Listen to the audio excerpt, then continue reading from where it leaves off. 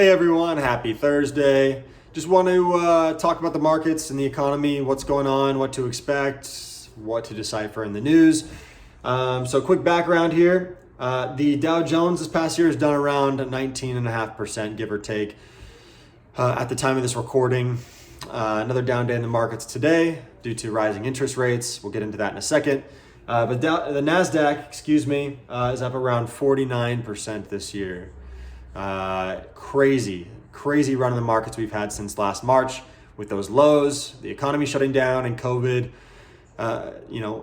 assaulting our shores of the U.S. So with that being said, while we are bullish on long-term investing and having that long-term mindset, and even for the rest of the year, a correction or some decompression in the market is healthy. It is healthy. So don't listen otherwise. Decompression and corrections, which are 10% loss from the top of the market, from the all-time highs. So from the market highs down 10%, that is called a correction. So you hear that on the news. We're approaching correction territory. NASDAQ is pretty much there. Dow's approaching it.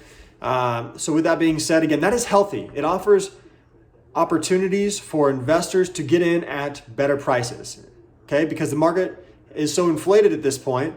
Now, again, you got to remember markets look ahead about 8 months. So you're looking at people being optimistic.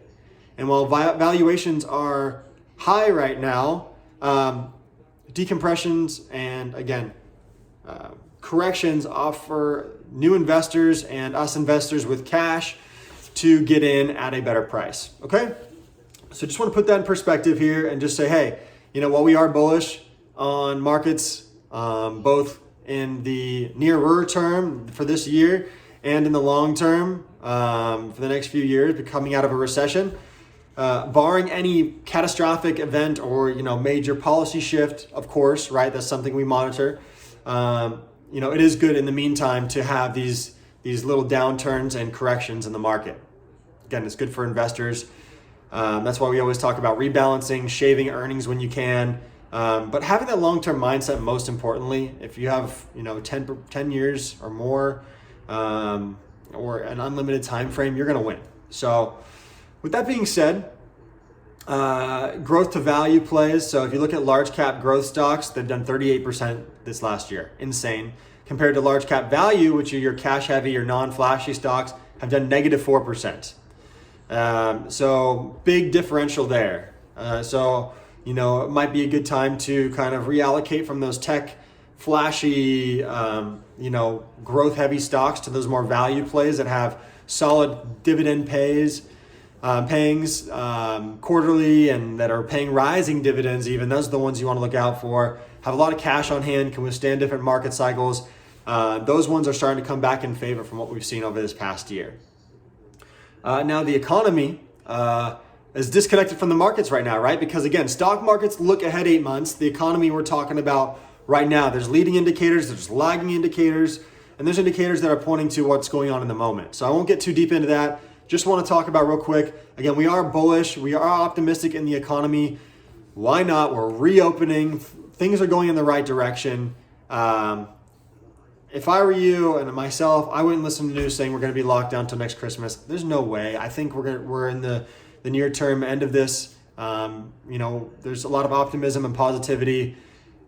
Things are opening back up. Retail sales, we're at a 7-month high in January, up 5.5%. Manufacturing is up. Housing's been booming, obviously. Now, the thing with the interest rates, right, with the hot economy, with economies coming out of recession, especially with stimulus packages that have happened, that are going to happen, right? We're supposed to get another at least $1.9 trillion or approximate thereabouts stimulus package. I really think that we could see some near-term inflation kind of pop up, but again, don't think that's going to be prolonged or last. If that does change, then we'll be sure to adjust our holdings off of that. But again, when things start opening up and get red hot, inflation's natural. It's going to happen. It's been 2%. It's been low for quite a while now. So again, something to watch, something that we're watching. But again, still optimistic. The economy's opening back up.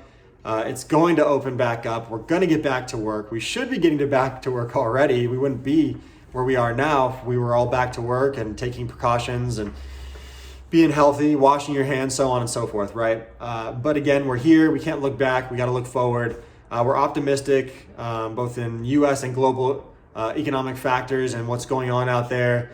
We're optimistic in the markets long term, and even this year, while there might be some short-term blips and volatility, it's okay. Again, we're watching the policy that's going into effect with the current administration. We're watching the markets. We're watching your portfolios. Just stick with your long-term mindset. That's the most important thing. Don't worry about trends. Don't worry about the news or emotional trading. That's what we're here for, is to watch this for you. We've got your back. If you have any questions, give us a call. We love our clients, and we just love serving you guys. So thanks so much. Hopefully I didn't talk too long. If you have any questions, give us a call. All right. Thanks, everybody.